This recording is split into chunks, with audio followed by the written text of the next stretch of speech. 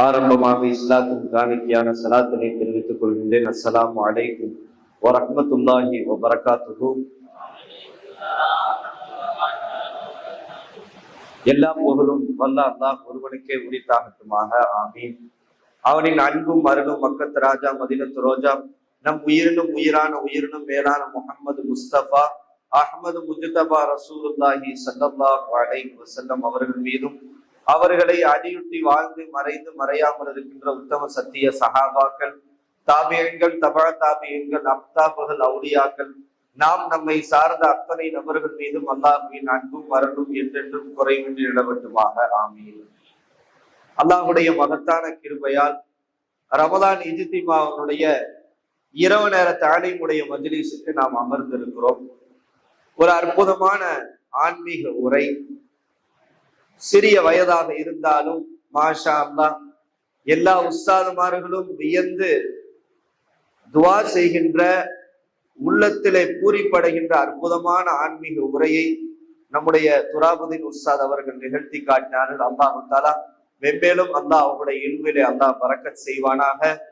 அல்லாஹ் போதக்கூடிய காலங்களிலே உஸ்தாதுமார்கள் எப்படி வியந்து பார்த்தார்களோ, அவர்களுக்காக துவா செய்தார்களோ, இன்னும் அல்லாஹ் நல்ல ஆரோக்கியத்தோடு நீண்ட ஆயுளோடு மிகப்பெரிய ஆன்மீக புரட்சியை இந்த உலகத்திலே செய்யக்கூடிய ஒரு மிகப்பெரிய புரட்சியாளராக அல்லாஹ் அவரை ஆக்கி அருள் புரிவானாக.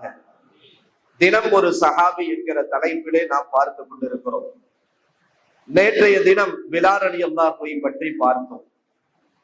இன்று சோழ பறவையாக நபி ஸல்லல்லாஹு அலைஹி வஸல்லம் அவர்களால் ஜாஃபரும் தையார், பறக்கக்கூடிய ஜாஃபர் என்று நபி ஸல்லல்லாஹு அலைஹி வஸல்லம் அவர்கள் செல்லமாக வானத்தில் பறக்கக்கூடிய பறவையான ஜாஃபர் என்று நபி ஸல்லல்லாஹு அலைஹி வஸல்லம் அவர்களால் சொல்லப்பட்ட ஒரு முக்கியமான சஹாபி.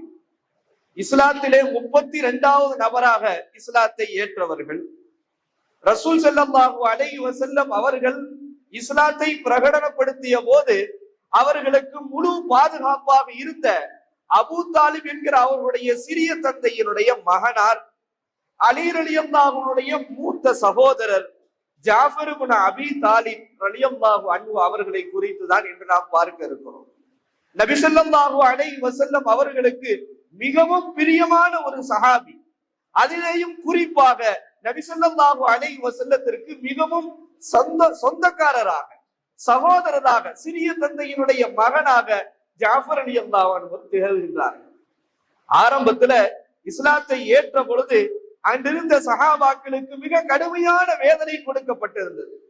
அப்போது சில சஹாபாக்கள், ஒரு 100 சொச்சம் சஹாபாக்கள், இனிமேல் மக்காவில் இருந்தால் துன்பம் தாங்க முடியாது, துயரம் தாங்க முடியாது, வேதனை தாங்க முடியாது, யா ரசூலல்லாஹ் நாங்கள் ஹிஜ்ரத் செய்வதற்கு எங்களுக்கு அனுமதி தாருங்கள் என்று கேட்கிறார்கள்.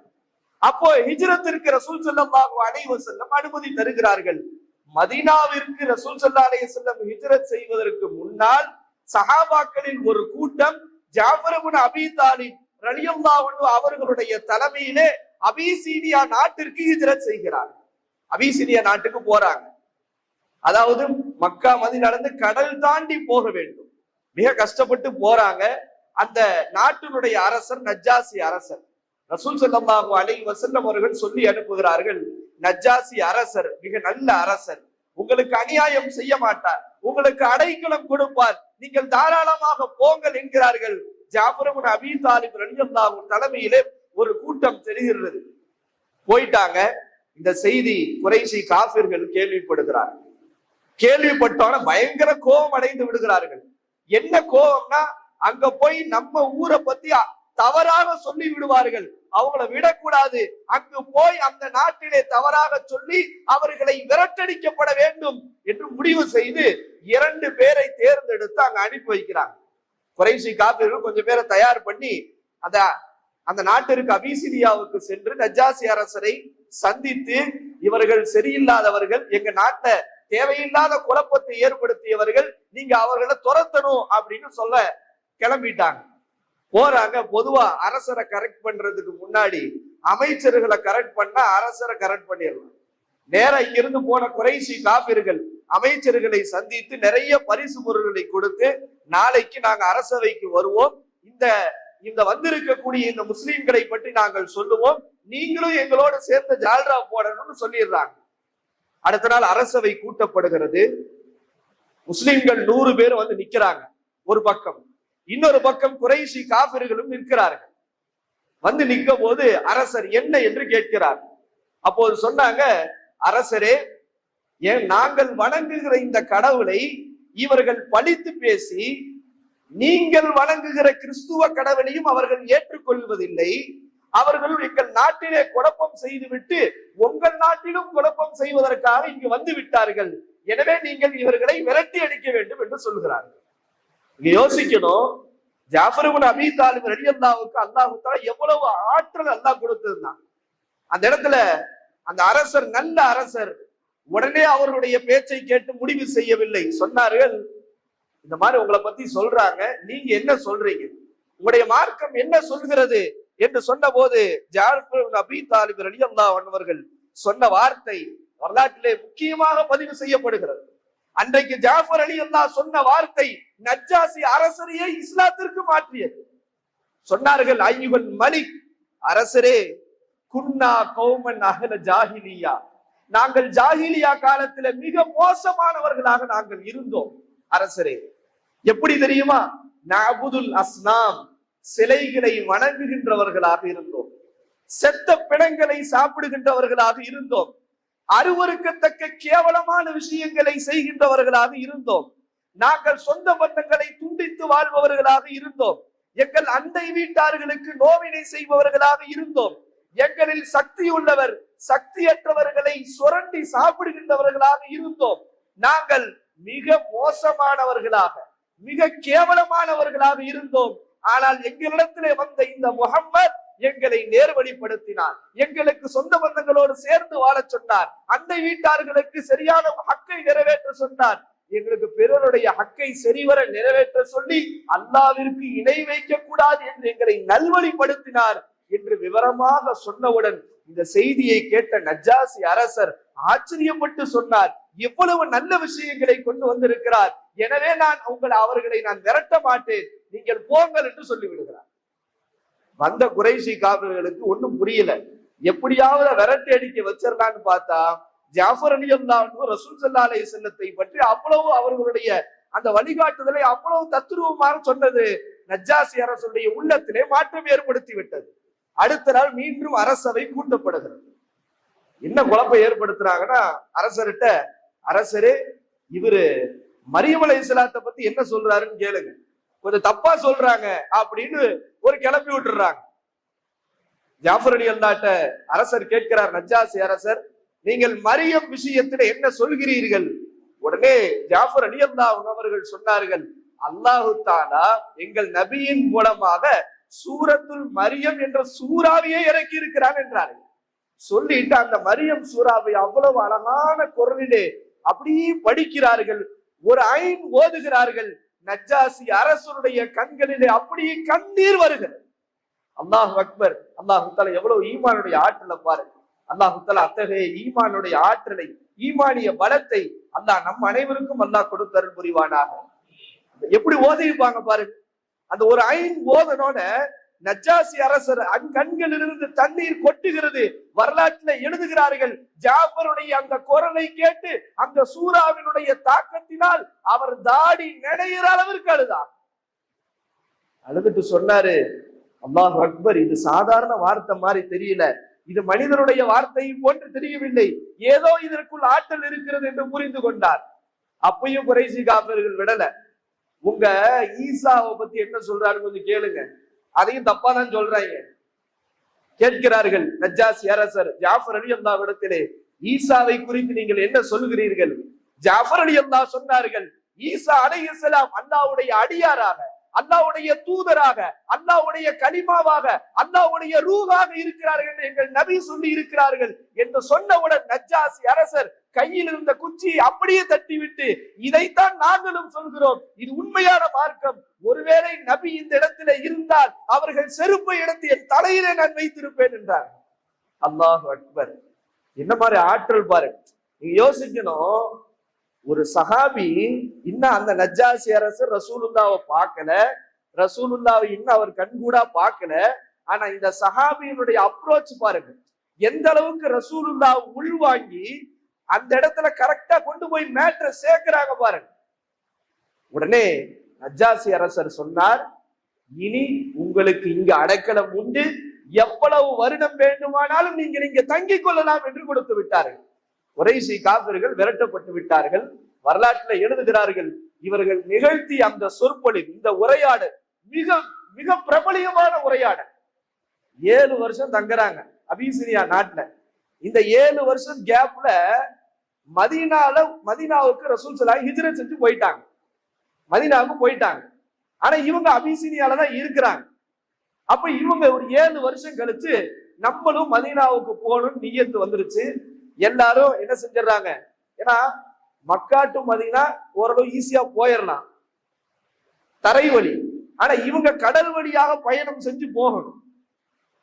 ரசூல் ஸல்லல்லாஹு அலைஹி வஸல்லத்தை போய் சந்திக்க வேண்டும், ரசூலுல்லாவோடு மதீனாவிலே இருக்க வேண்டும் என்பதற்காக குழந்தை குட்டிகளை பிள்ளைங்க எல்லாத்தையும் கட்டி கடல் வழியாக பயணம் செய்து 7 வருடம் கழித்து ஹிஜ்ரி 7 இவர்கள் மதீனாவை சென்றடைகிறார்கள். வரலாற்றுல எழுதுறாங்க, இவங்களுடைய மனைவி பேரு அஸ்மா பின்து உமைஸ், அற்புதமான பெண்மணி. ஹிஜ்ரத் செஞ்சு மதீனாவுக்கு வந்துட்டாங்க. ஒரு அற்புதமான நிகழ்வு.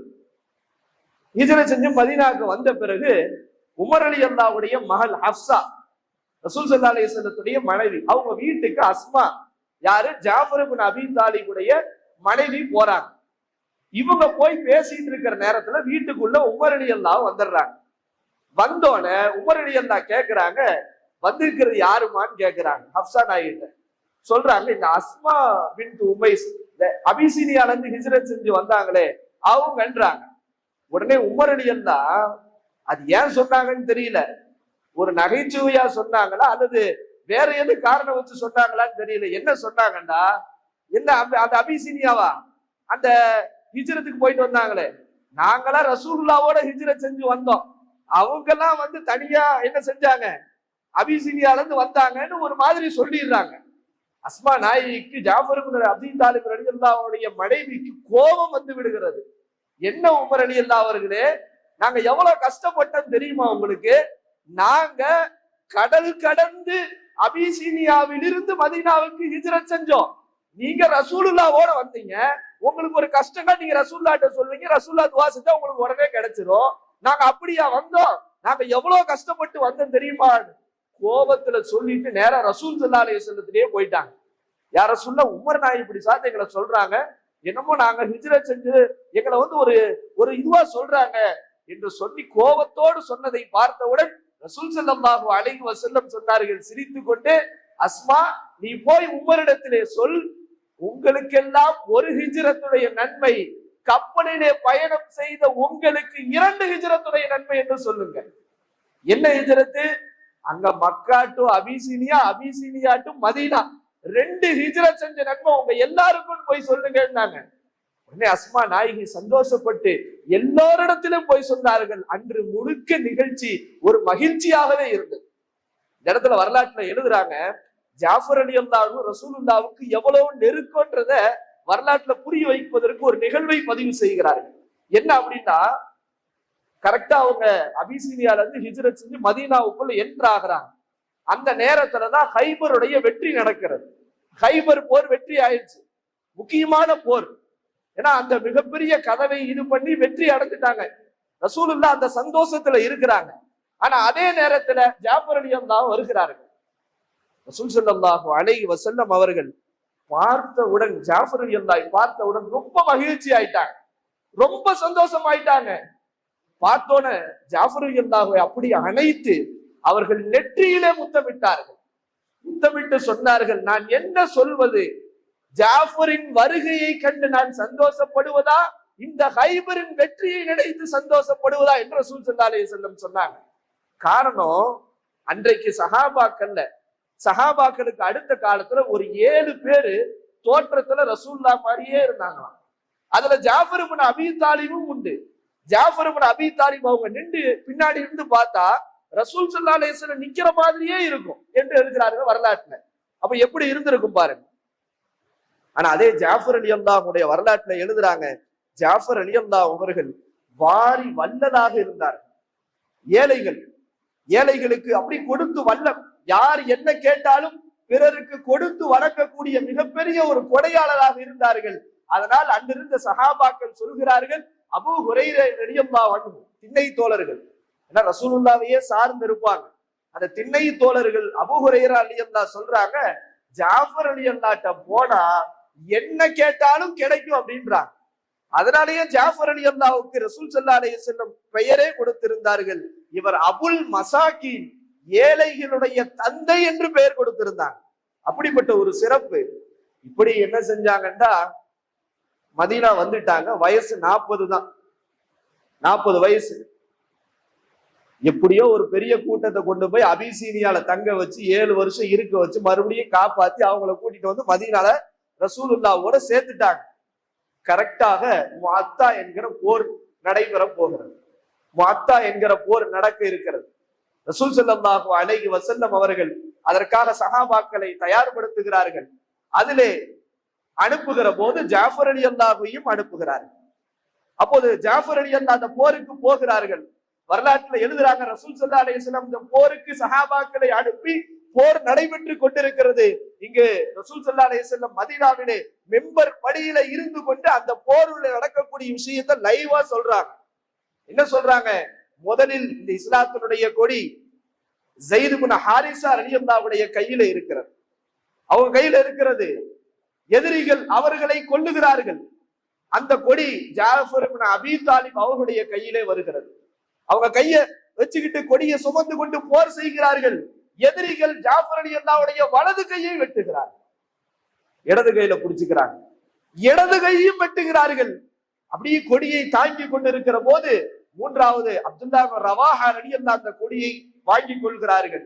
அதற்கு பிறகு அவர்களும் கொல்லப்படுகிறார்கள். கடைசியா காலித் இப்னு வலீத் ரலியல்லாஹு அன்ஹு அவர்களுடைய கரத்தினால் அந்த போர் வெற்றி கொள்ளப்படுகிறது. ஜாஃபர் ரலியல்லாஹுடைய 2 கைகளும் வெட்டப்பட்ட நிலையிலே அங்கு ஷஹீதாயி அந்த முஅத்தா என்கிற இடத்திலேயே அடக்கம் செய்யப்படுகிறார்கள். வரலாற்றில் எழுதுகிறார்கள், அவர்கள் கொல்லப்பட்ட பிறகு சஹாபாக்கள் அவர்களை அடக்கம் செய்ய போய் பார்க்கிறார்கள். அவர்கள் உடலிலே 94 வெட்டுகள் இருக்கிறது. 94 வெட்டுகள். ஏன் இந்த வெட்டு? ஏன் இந்த தியாகம்? எதற்கு இந்த ரத்தம்? எதற்காக? இந்த தீனுல் இஸ்லாம் கியாமத் வரைக்கும் போய் சேர வேண்டும். பின்னால் இருக்கிற மக்கள் மிக இலகுவாக லேசான முறையில இந்த இஸ்லாத்தை பின்பற்றி சொர்க்கத்திற்கு ரசூலுல்லாவோடு போக வேண்டும் என்பதற்காக 94 வெட்டுகளை பெற்று தன் உயிரை நீத்தார்கள் ஜாஃபர் இப்னு அபீ தாலிப் ரலியல்லாஹு அன்ஹு. வரலாற்றுல எழுதுறாங்க, அங்கே அடக்கம் பண்ணிட்டாங்க. அடக்கம் பண்ண பிறகு ரசூலுல்லாவுடைய சொந்தக்காரங்கள்ல சின்னாத்தம்மாவல்ல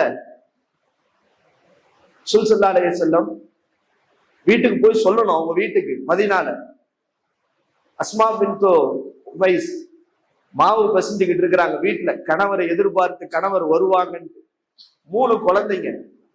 ரசூல் ஸல்லல்லாஹு அலைஹி வஸல்லம் வீட்டுக்குள்ள நுழையிறாங்க. பிள்ளைங்களா அத்தாதான் வந்துட்டாங்க போல இருக்கு. ஏன்னா தோற்றத்துல ஒரே மாதிரி இருப்பாங்கல்ல. அந்த 3 குழந்தைகளும் அப்படியே வந்து ரசூலுல்லாவை கட்டி அடைத்துக் கொள்கிறது. ரசூல் ஸல்லல்லாஹு அலைஹி வஸல்லத்தால் தாங்க முடியவில்லை, அழுது அழுகிறார்கள். அவருடைய துணைவியார் அஸ்மா கேட்கிறார்கள், யார் ரசூலல்லாஹ், என்னுடைய கணவர் ஜாஃபர் என்ன செய்தி வந்தது? உங்கள் கணவர் ஜாஃபர் அவர் ஷஹீதாகி விட்டார் என்கிறார்கள். யோசிங்க எப்படி இருந்திருக்கு அந்த வீட்டுடைய நிலைமை. உடனே அழுகை குரல், அழுகிறார்கள். அவருடைய துணைவியார் அழுகிறார்கள். ரசூல் ஸல்லல்லாஹு அலைஹி வஸல்லம் சொல்கிறார்கள், பொறுமையாக இருங்கள், அவர்களுடைய வீட்டிற்கு தேவையான உணவை சுற்றி இருப்பவர்களை செய்து கொடுக்க சொல்லி ரசூலுல்லாஹ் சென்று விடுகிறார்கள். 3 நாள் கழித்து ரசூலுல்லாஹ் மீண்டும் அந்த வீட்டிற்கு வருகிறார்கள். குழந்தைகள் எல்லாம் அலங்கோலமாக இருக்கிறது. தந்தை இழந்திருக்கிறார்கள், துணைவியார் அந்த கணவரை இழந்திருக்கிறார்கள். ரசூல் ஸல்லல்லாஹு அலைஹி வஸல்லம் ஒரு முடி வெற்றவனை வர சொல்லி அந்த 3 குழந்தைகளுக்கும் முடியை வெட்டி அழகுபடுத்தி ரசூலுல்லாஹ் பராமரிக்கிறார்கள். சொல்லிவிட்டு ரசூல் ஸல்லல்லாஹு அலைஹி வஸல்லம் சொன்னார்கள், ஜாஃபர் இப்னு அபீ தாலிப் தன் 2 கைகளை இழந்ததால் 2 ரக்கைகளை கொண்டு வானத்திலே மலக்குமார்களோடு சொர்க்கத்திலே திரிகிறார், அதை நான் பார்க்கிறேன் என்றார்கள் ரசூல் ஸல்லல்லாஹு அலைஹி வஸல்லம்.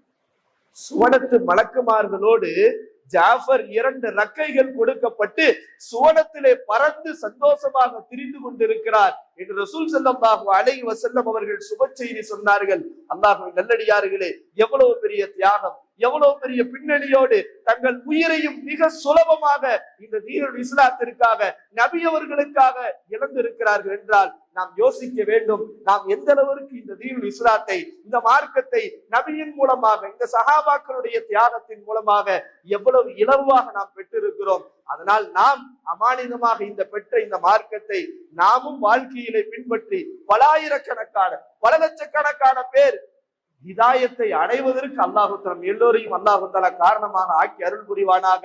அதற்குத்தான் இந்த இஜ்திமா. நாம் ஒவ்வொருவரும் நம்முடைய ஒரு பார்வையிலே, நம்முடைய ஒரு அங்க அசைவிலே அல்லாஹ் பிறருடைய வாழ்க்கையிலே மிகப்பெரிய மாற்றத்தை அல்லாஹ் உருவாக்க வேண்டும். அத்தகைய நல்லடியார்களாக, விலாயத்து பெற்றவர்களாக, சாலிஹீன்களாக அல்லாஹு தஆலா அனைவரையும் ஆக்கி அருள் புரிவானாக. அல்லாஹு தஆலா நம்முடைய உஸ்தாத் அவர்களுக்கு அல்லாஹு தஆலா உடல் ஆரோக்கியத்தையும் சிஹத்தையும் நீண்ட ஆயுளையும் அல்லாஹு தஆலா கொடுத்து அருள் புரிவானாக. நாம் எல்லாம், அதாவது அவங்க ஹயாத்தோட இருக்கும் பட்சத்துலதான், நல்ல ஆஃபியத்தோடு இருக்கும் பட்சத்துலதான் இன்னும் அவங்களுடைய கனவுகள் எல்லாம் நினைவாகும். ஏன்னா நம்மளா இருக்கிறது இல்லாம இருக்கிறது வேற. ஆனா அவங்க இருக்கணும், அந்த நல்ல ஆபாதாக இருக்கணும், நல்ல சலாமத்தாக இருக்கணும், எந்த எதிரிகளுடைய சூழ்ச்சியும் இல்லாமல், கெடுதிகளுடைய கெடுதியும் இல்லாமல், எல்லாவற்றையும் விட்டு அல்லாஹ் மலக்குமார்களை கொண்டு அல்லாஹ் அவர்களை பாதுகாக்க வேண்டும். அல்லாஹ் அவருடைய கல்வில இருக்கக்கூடிய அந்த ஹாலிசான நல்ல எண்ணங்களை அல்லாஹ் ஹயாத்தாக்குவதற்கு நம் ஒவ்வொருவரையும் அல்லாஹு தஆலா நிஸ்பத்தாக அல்லாஹ் ஆக்க வேண்டும். அல்லாஹு தஆலா தன்னுடைய தௌஃபீக்கை அல்லாஹ் நம் அனைவருக்கும் கொடுத்தருள் புரிவானாக. அஸ்ஸலாமு அலைக்கும் வரஹ்மத்துல்லாஹி வபரகாத்துஹு.